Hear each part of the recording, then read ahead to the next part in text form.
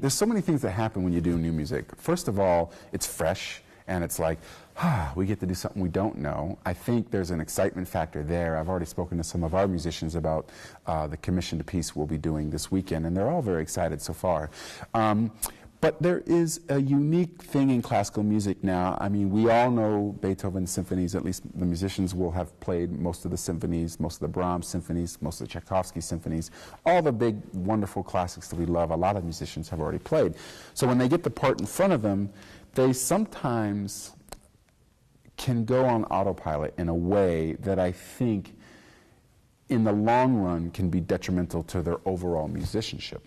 For example, if someone has played Brahms' First Symphony 20 times, then it might be hard for them to keep reinvesting themselves into the piece of music. Of course, a conductor can help with that, can inspire people to look at things in new ways, but if you bring a new piece of music that they've never heard before, that's not in their soul already, it's going to force the musician to use skills and techniques that they wouldn't normally use on a piece they know really well by having played it and heard it many times. So sometimes they're forced to pull out that metronome, and sometimes they're forced to go and practice these parts slowly that they haven't done before.